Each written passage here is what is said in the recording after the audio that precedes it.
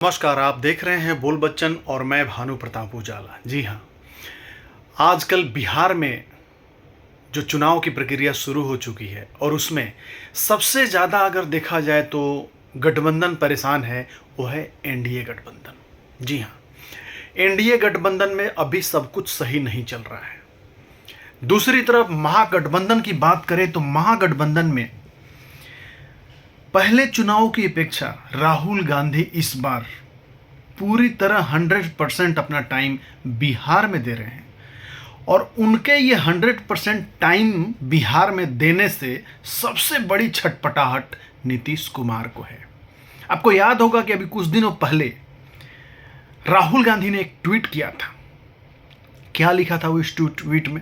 उस ट्वीट में राहुल गांधी जी ने लिखा था, 20 साल तक सत्ता में रहने के बाद भी नीतीश जी की डबल इंजन सरकार न तो बिहार को सुरक्षा दे पाई, न सम्मान और न ही विकास। अपराध, बेरोजगारी और पलायन, यही नीतीश बीजेपी सरकार की असली पहचान बन चुकी है। तो इस तरह के पोस्ट से अब साफ पता चल रहा है कि नीतीश कुमार को सीधे टारगेट राहुल गांधी कर रहे हैं। और जो पहले जो भी ट्वीट होता था राहुल गांधी का, उसमें मोदी, प्रधानमंत्री मिस्टर मोदी पर ट्वीट किया जाता था, आज के ट्वीट पर सीधा प्रहार नीतीश कुमार पर किया जा रहा है, जो कि चिंताजनक है नीतीश के लिए। इसी कारण जब ये छठे दौरे पर बिहार में आने के लिए राहुल गांधी आ रहे हैं, तो उनके आते ही नीतीश कुमार दिल्ली की राह पकड़ लिए और दिल्ली चले गए। इससे साबित होता है कि कहीं ना कहीं एनडीए के जो भी घटक दल हैं उसमें डर है, डर का माहौल है कि क्या होगा हमारे साथ। दूसरी तरफ इन सब के बीच में भी तीसरा कारक, तीसरा घटक जो चल रहा है, रामविलास पासवान जी की पुत्र चिराग पासवान। चिराग पासवान की एंट्री फिर उसी तरह कराई जा रही है जो पिछले चुनाव में किया जा रहा था। जब भी बिहार सरकार के चुनाव और विधानसभा के चुनाव, बिहार विधानसभा चुनाव आने लगता है, तो उस समय चिराग पासवान को बिहार और बिहारी फर्स्ट याद आने लगते हैं। लेकिन ये याद क्यों आते हैं? इसके पीछे भी नीतीश को डर है कि कहीं ना कहीं बीजेपी पूरी तरह से सपोर्ट तो नहीं दे रही है चिराग पासवान को, क्योंकि चिराग पासवान पहले भी बहुत नुकसान पहुंचा चुके हैं जेडीयू को। तो अभी जो नीतीश कुमार अभी जो दिल्ली रवाना हुए हैं और उसी समय राहुल गांधी अपने राजगीर दौरे पर आए हैं, तो नीतीश कुमार वहाँ अकेले नहीं गए हैं, उनके साथ उनके विधायक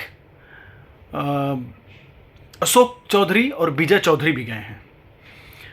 अब देखना यह है कि क्या नीतीश कुमार अपना प्रेशर और दबाव बनाना चाहते हैं, क्योंकि देखिए इससे पहले भी एक मीटिंग हुआ था जो एनडीए का, उसमें मीटिंग में नीतीश कुमार ये सोच के चले थे कि इसमें मुख्यमंत्री के लिए हमारा नाम फाइनल कर दिया जाएगा और उस पर बात होगी, लेकिन उस पर कोई बात नहीं हुआ और उस पर नहीं बात होने से उस समय भी ये बीच में ही बैठक को छोड़कर दिल्ली से पटना रवाना हो गए थे।